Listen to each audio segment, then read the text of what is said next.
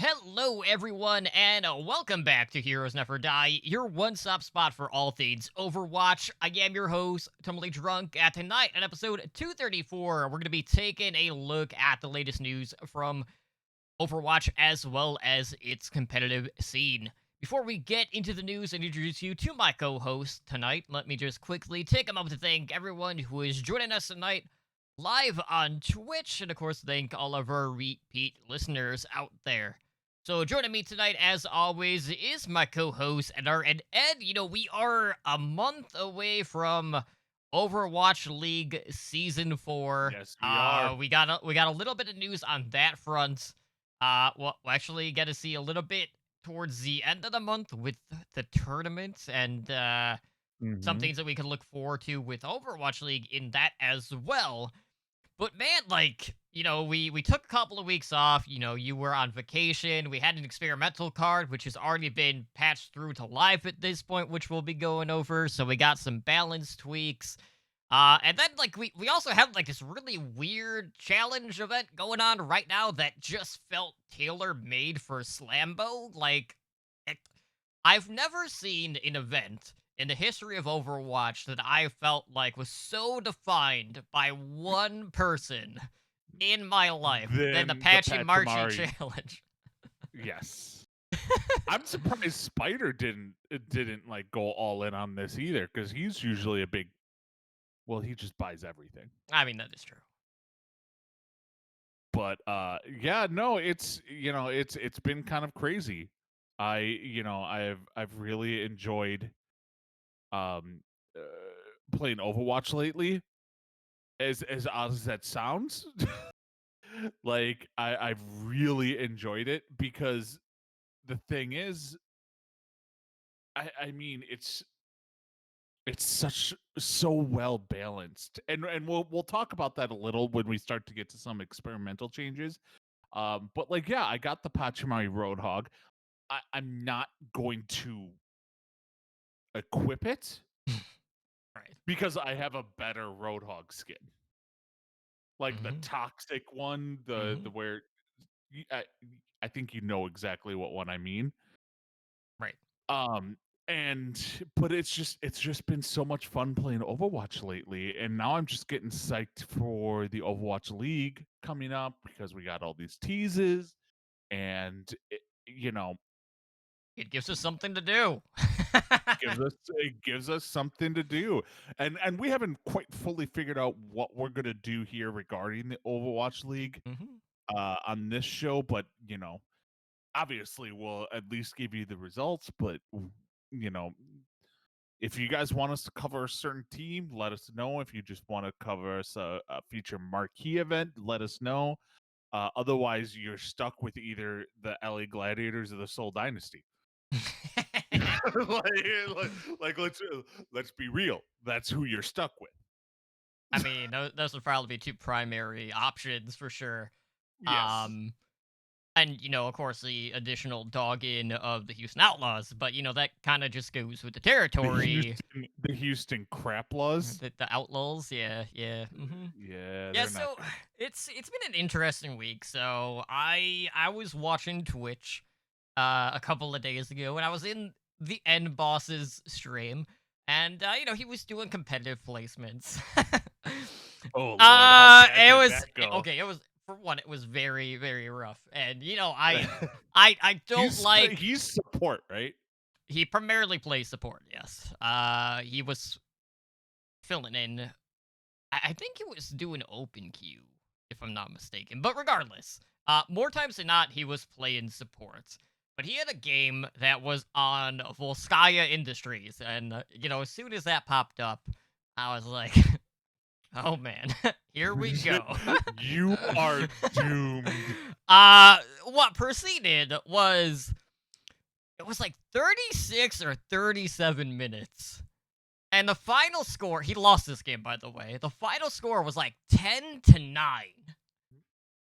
And at that point, I'm just sitting there.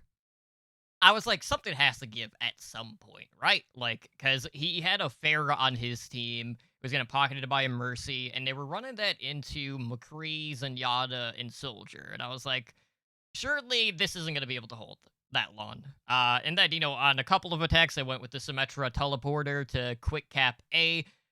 That worked the first time, but the second time, the defense was definitely prepared on that end. But it was just the fact that, seeing that 10-9 score, hearing uh I don't want to say disdain, but like the laughing as in like, oh my god, we're in hell right now between him and one of the other streamers that was on his team definitely breeds a point of, well, this is exactly why they are retiring Assault from competitive play in Overwatch 2, because you get shit like this where you just feel like nothing is moving.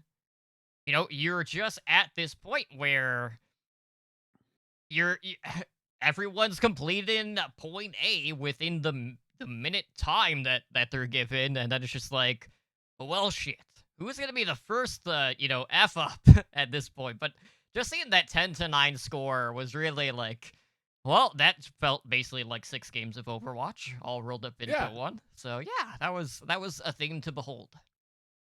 Yeah. I mean, I've come to the conclusion, ranked games for me, I'm done. Hmm.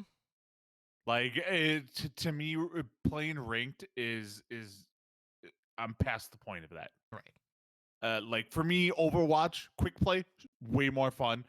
Valorant quick play way more fun. Apex quick play way more fun. I'm done playing ranked in any game for those exact type of scenarios of the 10-9 where you get so invested. I'm like, I don't know. I'd rather just have like you shoot the shit with people and have Hmm. fun, and ranked is just it's ranked in any game, Right. is the freaking worst. Well, yeah. As soon as if there's ever a competitive environment, Mm-hmm. you always have the people who try to shot call. For better or worse, like I would say, shot calling, regardless of if it's the right call, is still better than absolutely no communication. But you have the tryhards, you have the people who don't really try, or people who just Mm-hmm. throw their games. And there's really no good way to work around that because there are just inherently going to be times where you feel like you are losing a game either at Hero Select or you're losing it because you feel like uh the other 5 people on your team just aren't pulling their weight or anything like that. There's too many unknown elements, and it really kind of detracts from the overall experience of playing competitive play. And I'm kind of in the same boat. From time to time, if I'm off and I see Atomics streaming, I'll usually hop in and play over on the EU, which is always Mm-hmm. hilarious to me. So then I'm like, well, what the hell Yeesh. am I gonna play with this pain? So then I just automatically go Moira, and then it's fine. Anything else is just like shooting fish in a barrel at times, or just throwing darts blindly. You Yeah, just you never know what to expect. the best thing they ever introduced from me is the ticket program. Hmm. Because like I'll be like, okay, I'll play like 2-3 games of select all roles, and then I'd be like, okay, now I want to play DPS because that's what I have the most fun at. I'm not the best at it. I mean, if you've ever listened to us or heard us talk, DPS is the worst out of my tank healer, DPS. Like Hmm. it's my worst, but I have the most fun playing it. So I'm like, okay, I'll queue up for some DPS games because I have this, pass to get to the front of the line. Right. So, but yeah, I just yeah, the game is in a great place right now. Yeah, it's in a great spot despite the fact that we are in the content lull. But let's talk about some Overwatch League really quick before we talk about all the stuff that is on retail right now and also hidden retail here in just a little bit.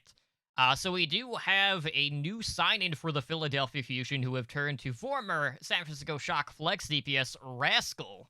Now this has been something that's been in the rumor mill for quite some time, and we recently saw Rascal take a selfie with some of the other Korean players on the Philadelphia Fusion, so we do know at least that the Koreans are together at this point in time.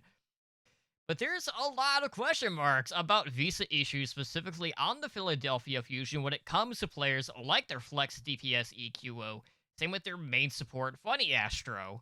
I'm not sure about Shockwave's current status right now because I know he's from Denmark, so that could be another player potentially affected by visa issues as a whole.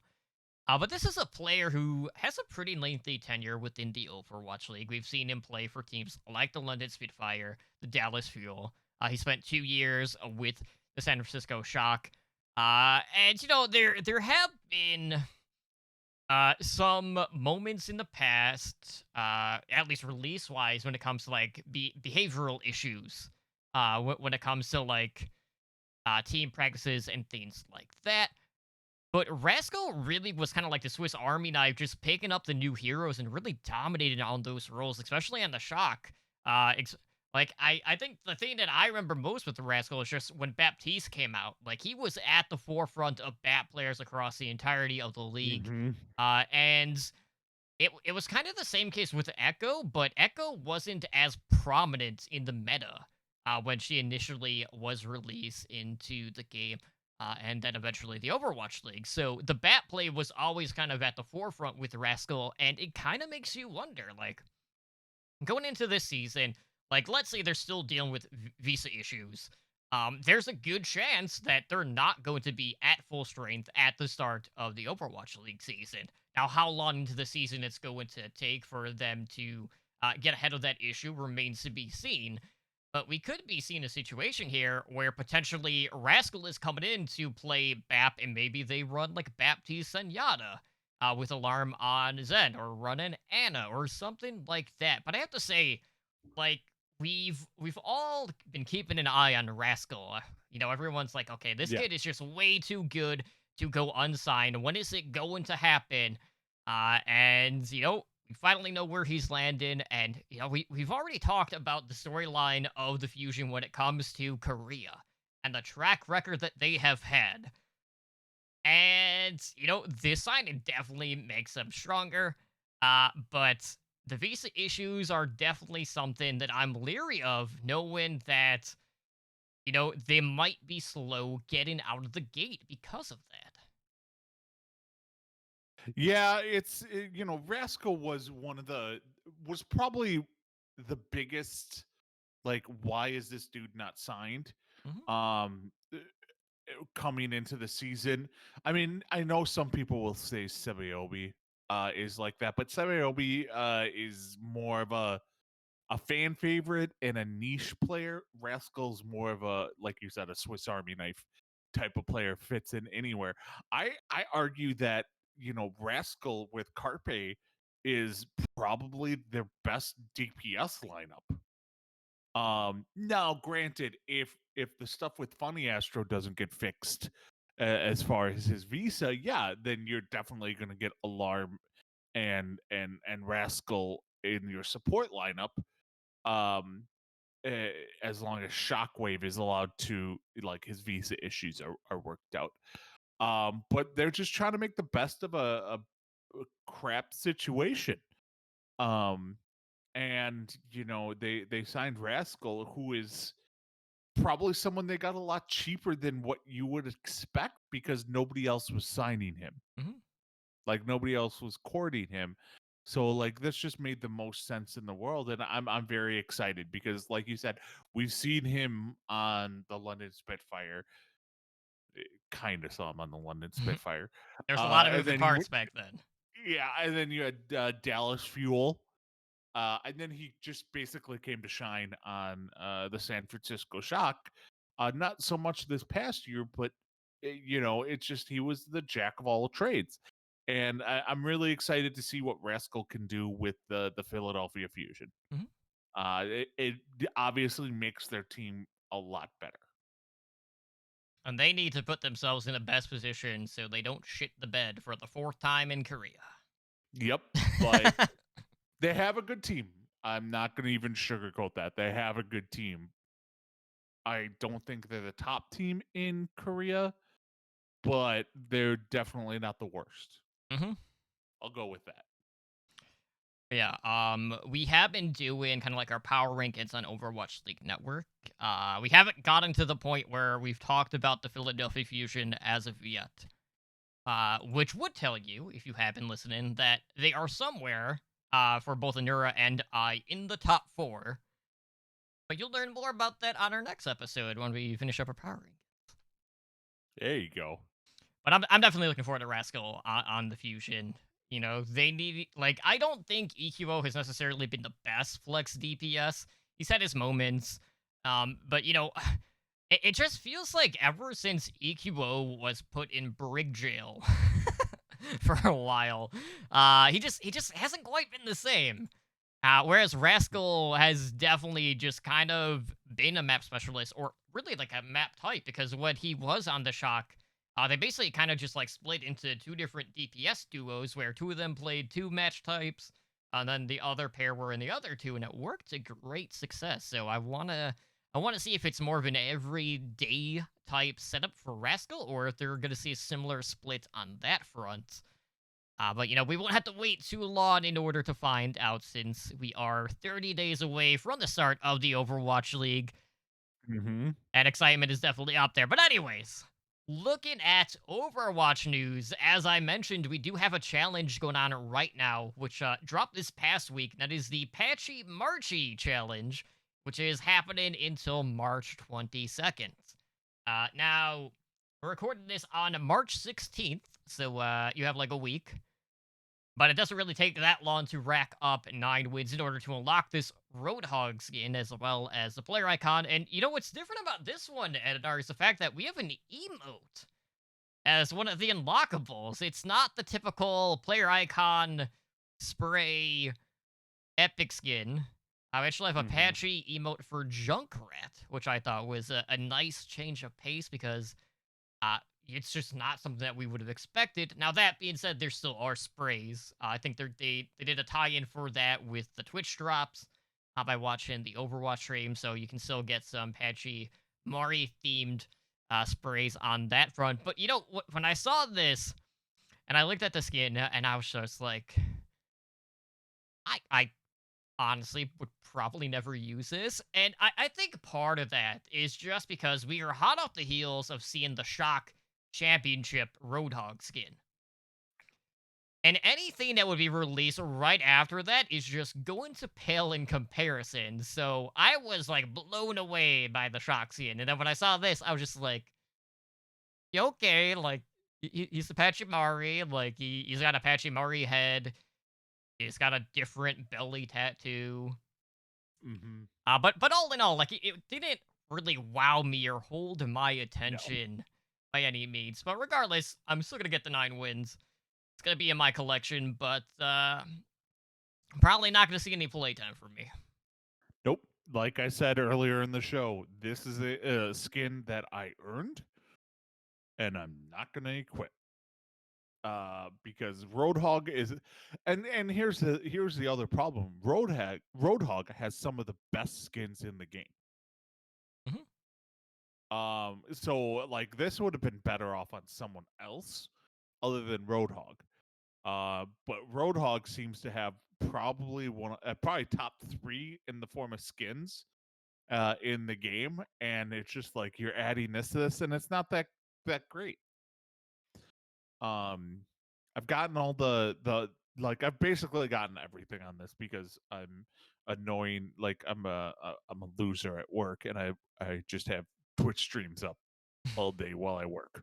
Mhm. So I get all that stuff, plus I got my 9 wins, so it's a win-win. But this is basically, these type of events are content until Overwatch 2 comes out. As sad as it sounds, I mean, I would this is say our it's a bit of a content, stretch to call it content. but It's it something to is do. technically content. But this is what we're gonna get to till we get Overwatch 2. So Whenever that will be. that's depressing as hell to say. Yeah. Well, you know, luckily, this isn't the only trade to come, because we also had a balance update that dropped on March 11th. I wonder if that was like when this event went live. I don't have the start date on Yeah, hand. Yeah, it was the patch the retail patch notes is from March 9th was the day that this uh this went live. Okay, so then the experimental card that was up went live on the 11th then. Okay. Because that got patched through. Mhm. But anyway, so we have a new balance patch that was deployed here within the past week on March 11th, which brought a couple of changes. The first ones being to Genji, who had his Shuriken recovery lowered from 0.75 seconds now down to 0.68 seconds. And then they also increased the ultimate cost of his Dragon Blade by 15%. All right, so basically what they're doing here is they are just buffing the fire rates so you could have more impact outside of the ultimate, so a bit more stability on that front when you are Mhm. spamming. And they're counteracting that by just increasing the ultimate cost. Now, we've never been Genji players. No, we're not good. We don't have the yeah, no, we're I not. and I think Yeah, we would never be. I think part of that is when I compare Dragon Blade to all the other ultimates in the game, I just have a harder time with space management or just knowing where I am because it is first person. Mhm. Now, that's not to say that you can't find the eventual kill. And sometimes maybe all you need is one kill to, turn the tide of a fight or just win it outright.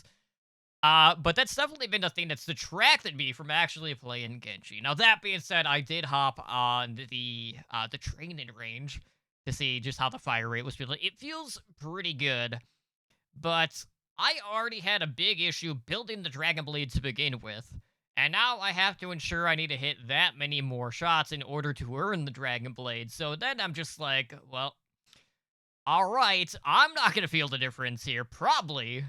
Nope. But Genji is just one of those heroes who hasn't really been seen all that much. Now, we did see Valentine running Genji in some of the exhibition matches recently, to some fairly good success. I don't know if that is actually going to hold, but I don't think this change necessarily is going to be indicative of any changes that we could potentially see in the meta. It's just basically, all right, we just need a little bit more consistent DPS outside of the ultimate, and then that's where he's sitting at now. Yeah, it's I don't think this isn't going to make Genji meta by any means. From what we've seen, from like watching streamers playing on the ladder and stuff like that. But it just makes him less bad. You know, it's Genji has never been like, hey, I'm amazing against Reinhardt comps. Mhm. Like that's the thing, and right now Reinhardt comps are the meta. So like it's just one of those things where he's just not good in this meta. Now, if they change Reinhardt, yes, Genji could get a lot better, but with Reinhardt and Zarya, like Ryan Zarya is kind of the comps I've been seeing. He's just not that effective. Um, so we'll see how it goes. But again, we are not Genji players. We are not skilled enough. Yeah, I feel like the only way for me to get value out of Dragon Blade would be if he were to just throw it in a straight line and then have it boomerang back to him. Yes, Or something like that. I don't know. exactly. But yeah, the first person always kind of just throws me off. So it's kind of off-putting on that front. But that's besides the point. Moving on, we have a change to Maze Cryo Freeze. So the healing per second was increased from 37.5 now up to 50. Yeah, this is another one that is just like, all right, like, Yeah, it just heals her more when she's doing it. It's not doing anything with the damage, mhm. anything like that. And us listeners, we are not May apologists or like fans. This has me indifferent, even with it being May. It I could care less. It's one of those things where, regardless of what the healing is in her cryostasis, you're not necessarily canceling out of it any sooner with this change. Like, you're still basically waiting Exactly. to, get healed to full. So it's just a minor adjustment, both for the May player and the people playing around May. but not something that is necessarily going to break the wheel by any stretch of the imagination. So, it just seems to be more consistent in regards to her collision with the ice wall. So we'll have to see how things go from here. Hmm. Elsewhere, another DPS that got touched was Farah with her hover jet's regeneration rate being increased from 35 and now up to 45. So they're basically just trying to find the right balance for her to maintain, reasonable altitude. Because for a while there, it was getting kind of dicey with the recent like jet fuel changes that she had seen in the past. So you weren't really seeing the uptime verticality wise that you were used to seeing. And like Farah's always gonna kind of be in one of those weird spots in this game as long as she requires, a pocket healer.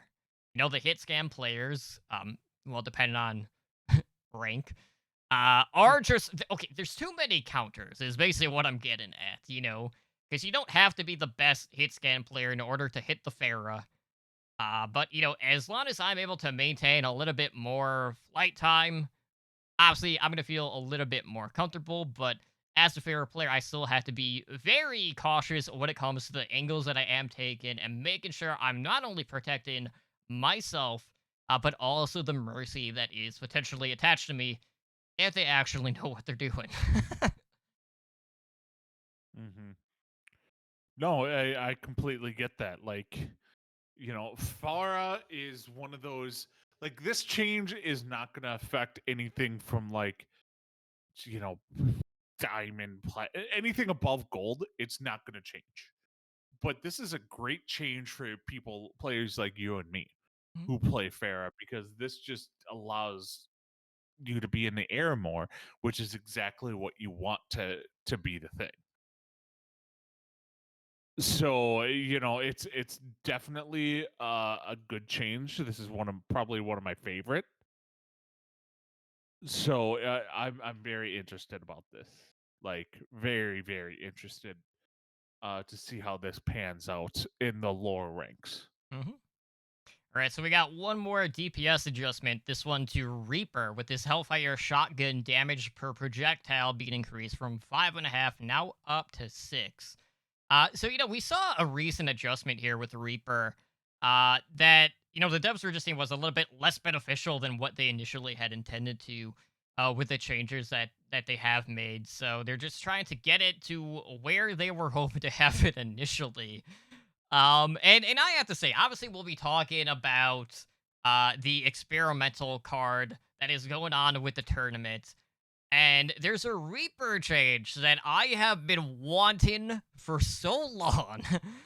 And I don't think it's going to fix Reaper by any means, but I just want to see how it's going to play out. But, Reaper, I've been seeing more and more, mostly in like brawl compositions or over in control maps. So hopefully we'll be able to finalize a few more kills with this now that we are up in the projectile damage here. Hmm. Yeah, no, this was a great change. I do love playing Reaper. So it was nice to see it kind of get reverted back to what it previously was. So I'm a fan of this. I'm a fan of this change because Reaper does not get the love that you know he probably should. All right, So so I'm excited. I'm excited for it. and we got two more changes, so we're moving on to the tank lineup at this point. So we got a change to Sigma with this experimental barrier where the cooldown was reduced from 2.5 seconds, now down at 2 seconds. All right, so you and I both play Sigma quite a bit, actually. And, there were plenty of times here whenever they did make that adjustment to 2.5 seconds where you just kind of felt like you didn't have an answer. You just didn't see the uptime of your shield management, and it just made it Hmm. so much clunkier of a play style where it did not feel good. At 2 seconds, I feel like it's more on the nose. This is where it needs to be. It felt like the sweet spot. And I know, like even during the experimental card panel, this was one of the changes that Space had asked for. And I don't know when exactly they recorded that, but at the time, this was already on the experimental card on live, and it's already passed through at this point. So that panel must have been probably recorded a couple of weeks ago at this point. But it's nice to see that already some of the input from the players has actually been passed through into the game where they could start to turn their attention elsewhere. Yeah, no, this is a great change because Sigma's by far my favorite tank in the game. And that barrier was a little bit iffy, just straight up was, and reducing the cooldown for it has done wonders. Um, I have played Sigma since the patch happened, and he does feel a lot better, Yeah. just a lot better. Yeah, at 2.5 seconds, there was just way too many openings for like counterplay just to push past the Mhm. shields at that point. So that was a pretty happy change on that front. Now outside of that, we also have a change to Zarya with her energy drain rate being increased from 1.6 now at 1.8 per second. So this was basically we've been seeing a ton of like Reinhardt, Zarya compositions, or Zarya even being paired with like the Winston dives, which has still Mhm. been pretty common. So they're with this change, they're essentially just looking to bring that average energy level down a little bit. In between engagements here, and I definitely feel like this is the right call. Zarya has definitely been a menace, especially at high energy costs, where you just feel like, all right, like stop feeding her at this point, or we're just gonna just get mowed down. And the energy way that just the way that it scales at times just makes you feel hopeless. Yeah. uh, so we'll have to see how much of a differential this is actually going to be in the field of play.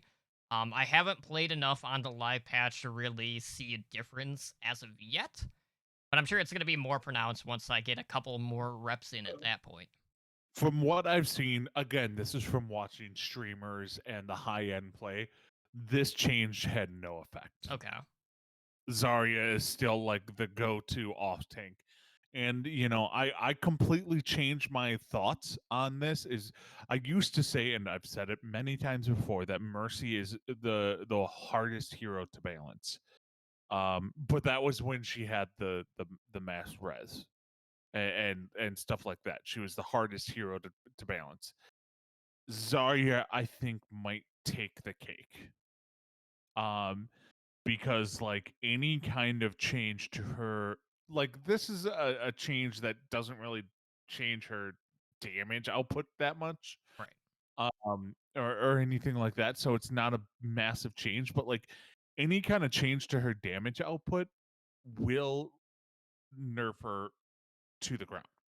Like to the point where they'd be like, okay, well, let's play Diva, let's play, Roadhog, Sigma, stuff like that. It's like Zarya needs to be a little bit powerful to even be considered. Hmm. So it's a very difficult hero to balance. So they probably need to do some more tweaks on this. So we'll see where they go from here. Right on. So with that being said, all of that is on live right now. Now we do have a couple of things on the horizon that we have previously alluded to, and that is an upcoming tournament that is going to include experimental card changes. So the tournament itself will be taking place March 26th through the 28th, and will be featuring four different regions of play. We got North America, Korea, China, as well as a split region of Europe and the Middle East. Mhm. Now, we know all the changes that are coming to this. And We're not these going through all of them. these changes will be hitting live servers on March 22nd, so they'll be up there for a week. Now, as you mentioned, we're not going over all of them, and that's because looking at this, there are like 46 changes that are going to be included in this Mhm. experimental card. Some are a little bit bigger than others. A lot of them might not make that much of a difference, but there are some interesting tweaks that we are going to be seeing here. Yes. And when we go through these PSA, this is basically like they have said that these changes are for this little tournament Mhm. only. Not like, hey, we're gonna implement these 46 changes into the game. But This is but more why not? for like the tournament to just honestly to give everyone a change of pace. Mhm. Now, I So wouldn't say it completely rules out a couple of these possibly getting could, patched yes. through. But we're not in Hmm. a situation where all of a sudden be like, all right, we got sweeping changes across the board. Hope you guys are ready. And then it's just an absolute crapshoot. But there's a lot of stuff here. Yes. I know I've never been a good Ana player, and I know like one of the changes that we're seeing in this is kind of indicative of Ana players in deathmatch being able to self nano boost. Where, if I see that coming over to live or just in this experimental card, I'm just like, but why? Like that to me feels like it is a most last ditch effort thing you could possibly do as an Ana player in a fight. Is the self nano using the interact Yeah. key. Like it just I don't know about that one. I am all for them increasing the max ammo though. And they bumped that from 12 now up to 14 with this experimental card. Yeah, I don't know how much the nano boost change is gonna actually do with stuff because you're still gonna have better results on a nano boost on like a DPS or a tank Mhm. than so I don't think that's gonna be that big, but the max ammo increase is pretty nice. Yeah, we'll definitely talk about Nano Boost in another capacity later when we get to Genji, because there's a little bit of spice with Genji changes coming. Another notable one that I saw was the Ash Dynamite damage reduction from 100 to 90. And, Yeah. like, Ash has been pretty powerful for kind of like the mid-range hit scan for quite some time now. The Dynamite basically being a front component of that. So I was happy to see a minor adjustment on that front. But we've definitely shied away from the Ash Tracer meta. Hmm. Um, and there's kind of like some wonky Tracer things in this patch as well that I'm not really feeling all all that too good about, because it's just like, all right, we're gonna give Tracer more health. That's what we need.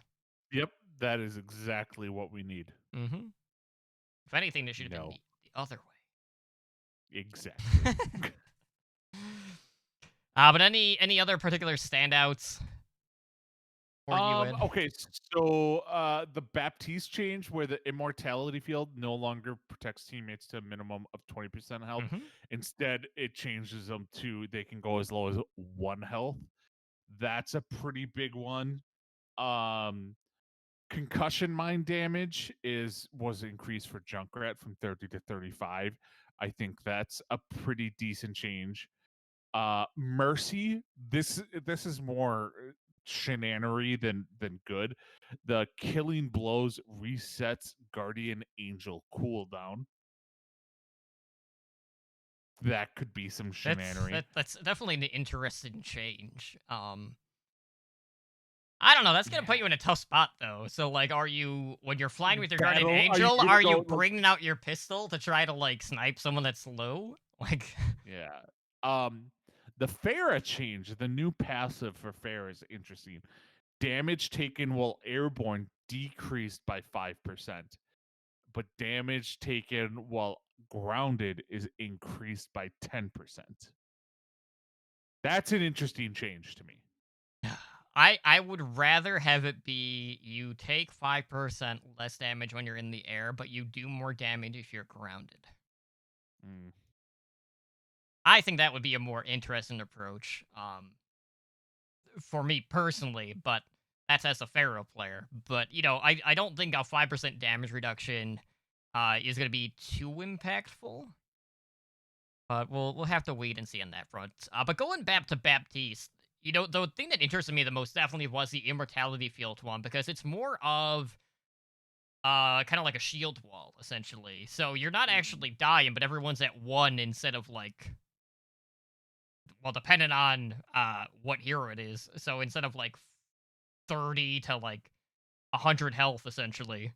depending on on who they are. So like that one to me could be the most impactful out of all the changes that we are seeing. But there's a ton of stuff here that I felt like should have already been in the game, especially with Brigida Inspire, where her healing to teammates is going to be removed whenever Brigida is eliminated. Like that should have already been in the game as it is.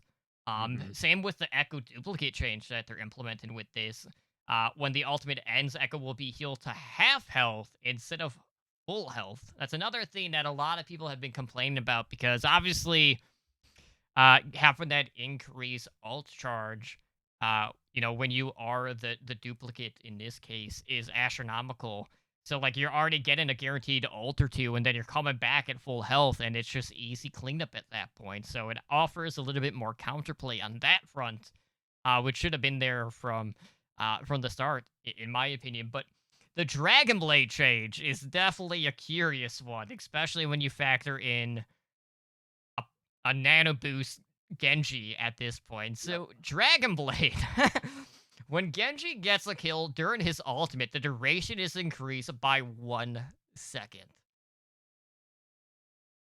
I don't know how I feel about this, and I don't know.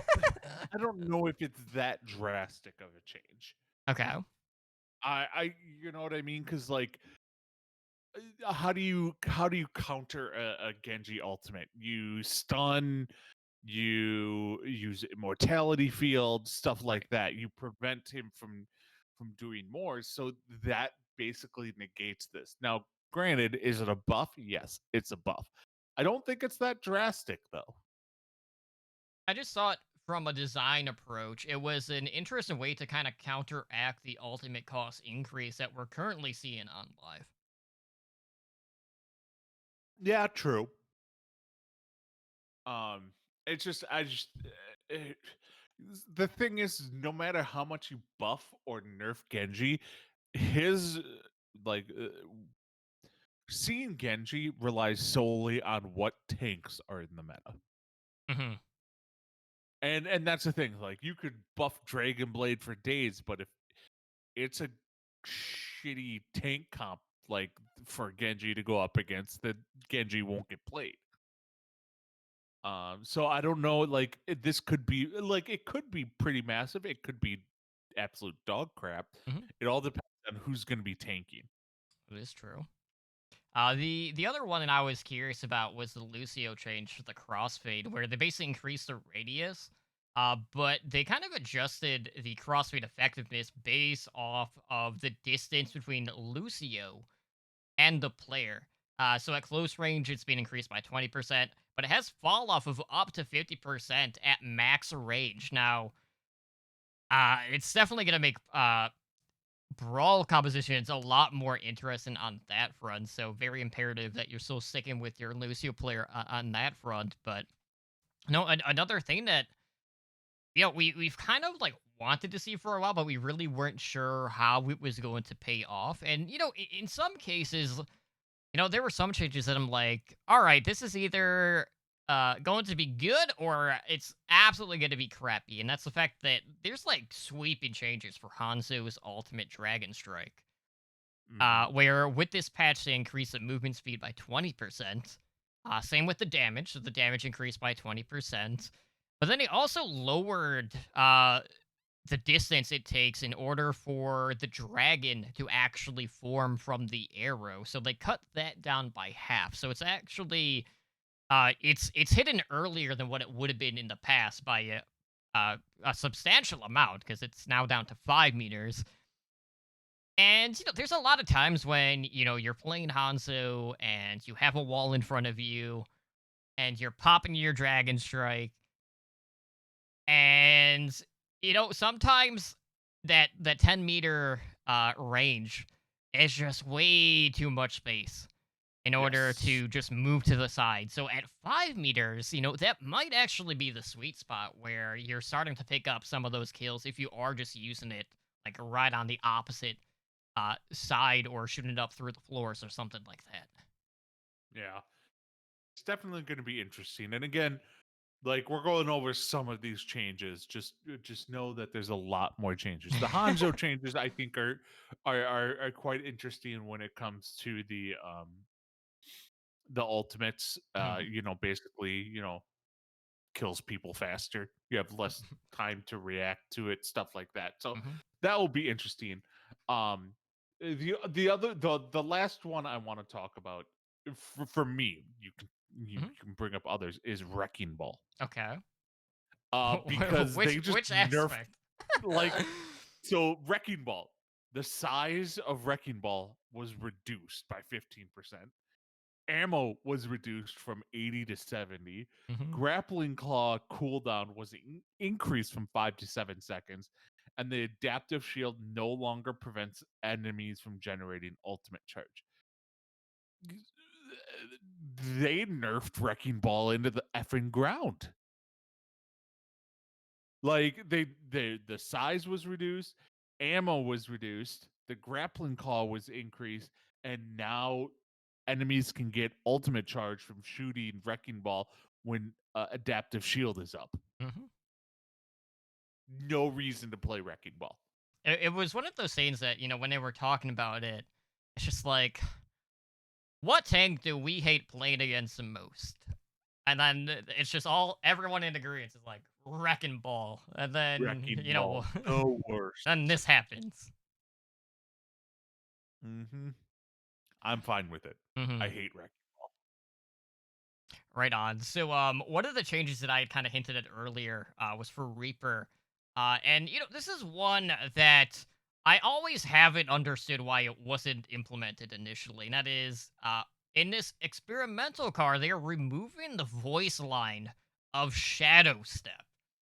Okay, so looking back, Ed, obviously Shadow Step has kind of been the meme bug change of literally everything within Overwatch since the game's inception Yes. when it comes to teleporting to places that he shouldn't be going. But anyways, Shadow Step has always been super loud for something that is supposed to be your way of teleportation or stealthing towards someone to get behind him. So the fact that he would kind of like virtually shout always seemed really weird to me. Now that being said, I don't think obviously this isn't going to change Reaper's issue, which is primarily having to close the distance.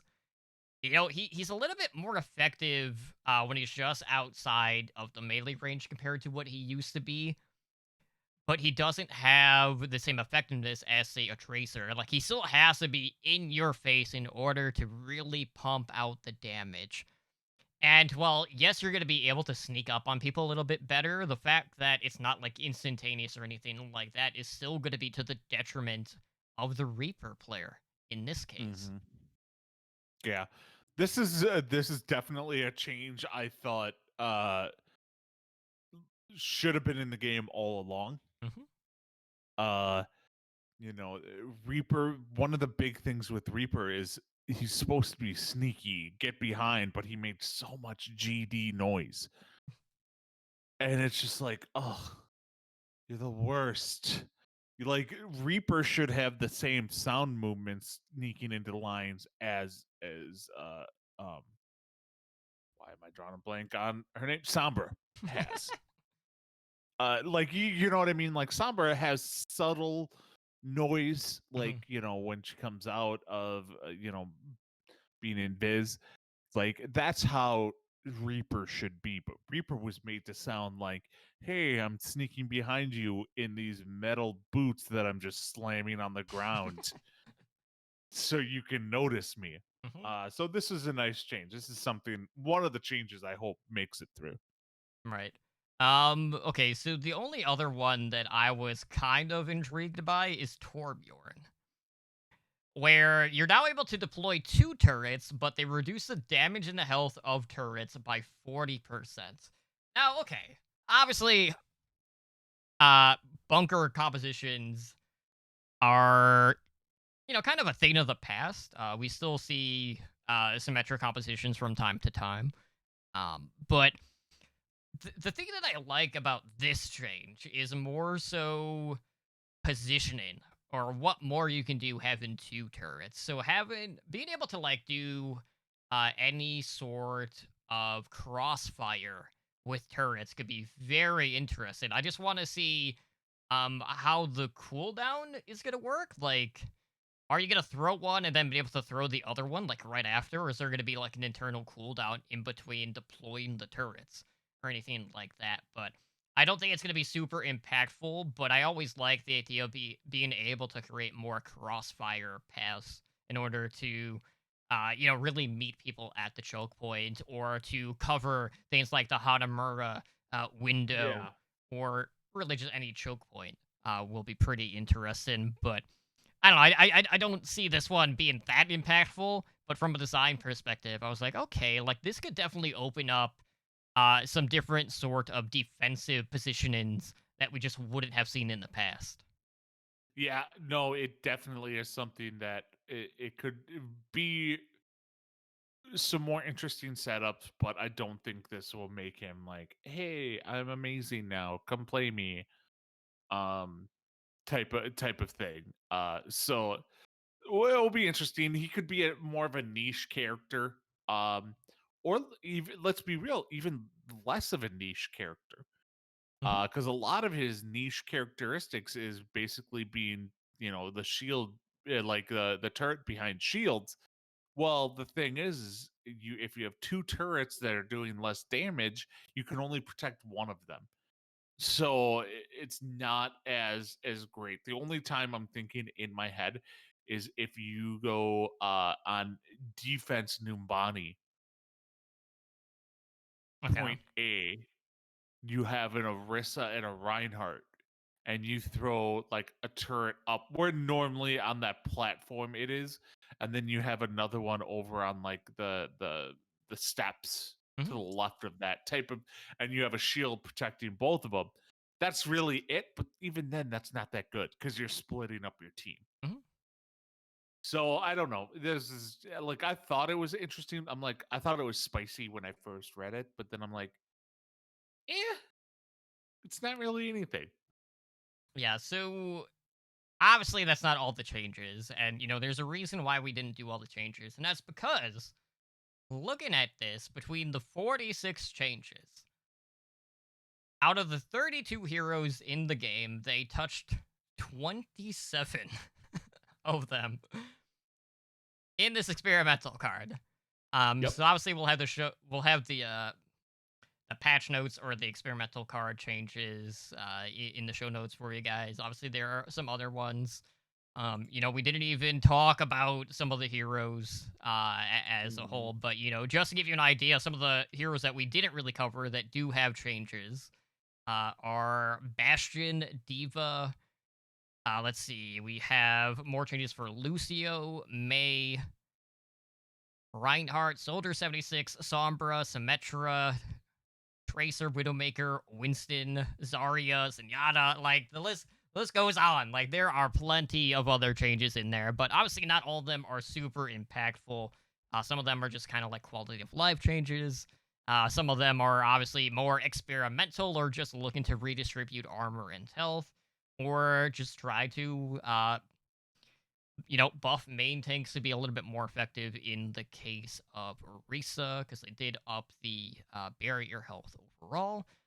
But Mhm. there's a lot of stuff.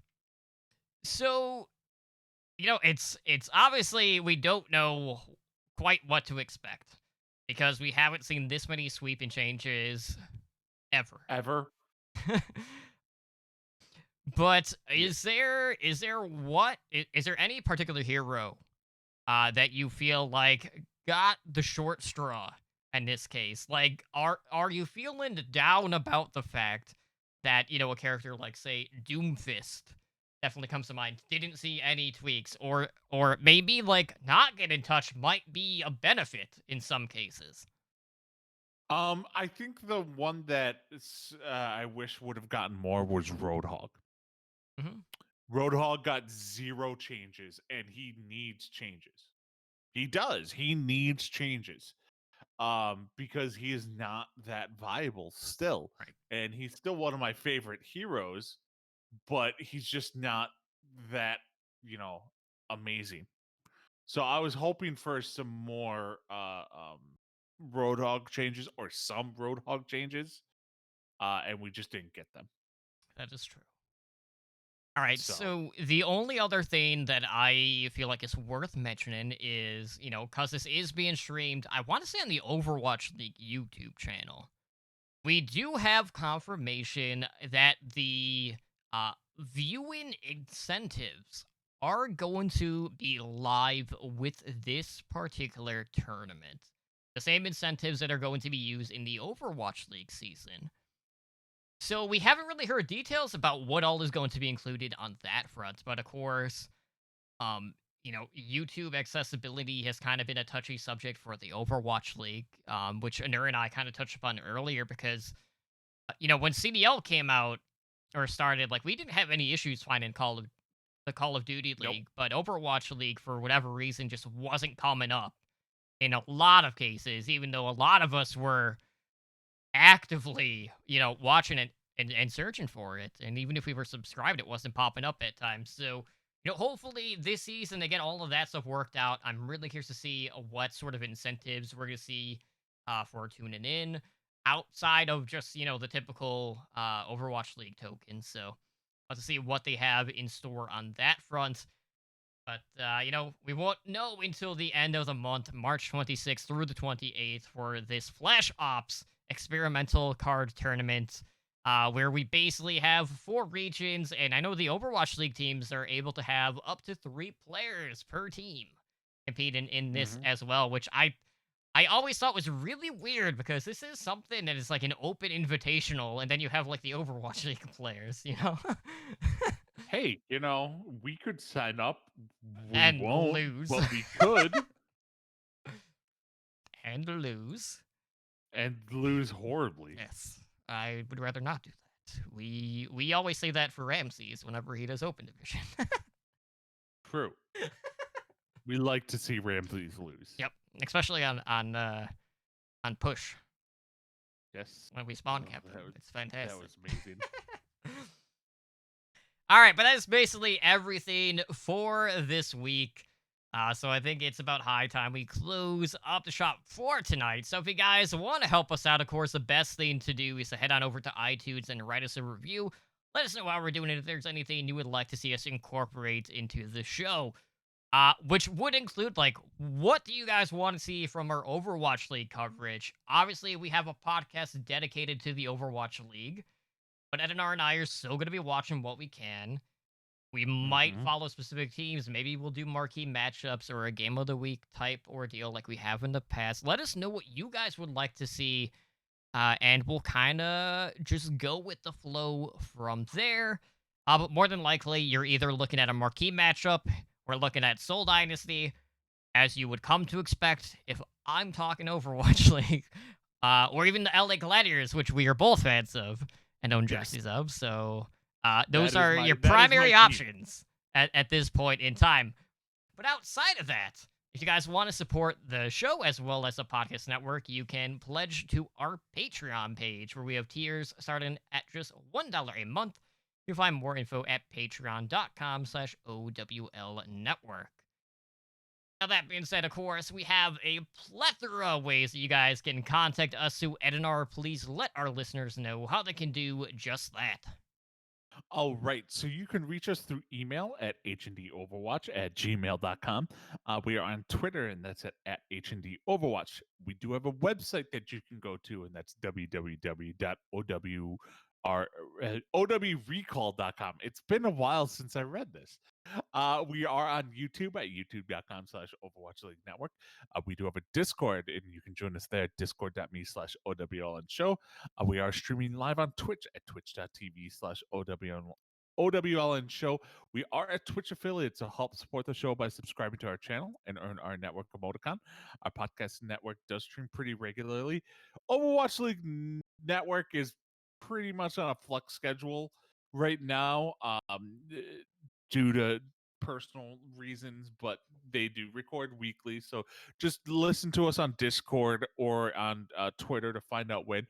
We have OWL by the Numbers, which will be returning shortly, which airs Tuesdays at 6 p.m. Pacific, and then Heroes Never Die, our variety Overwatch show. This show airs Wednesdays at 5 p.m. Pacific normally. And then Totem and I all do have a Tavern Tales Hearthstone Battlegrounds podcast that will most likely, well, which airs Tuesdays at 5 p.m. Pacific over at twitch.tv/Tavern Tales HS, but will most likely be moving over to Thursdays once OWL by the Numbers comes out, but we will keep you informed about that. You can reach out to me personally on Twitter, and that's at Ednar83, or on Twitch at twitch.tv/Ednar. And Totem, where can they find you at? All right, well, you can find me over on Twitter. That would be at Drunk. But for now, guys, that's going to do it for us here on Heroes Never Die. You've been listening to episode 234. Make sure you rack up your 9 wins. Get that Pachimari Roadhog skin that you probably won't ever use, but you'll have. Yes. Because who knows when the next content will be outside of the experimental card that is coming here within the week. So expect a lot of shenanigans when that hits. Like I'm really curious to see how some of those changes are going to play out. But for now, guys, you enjoy your week, and we will see you guys for 235. Take care. Have a good one, guys.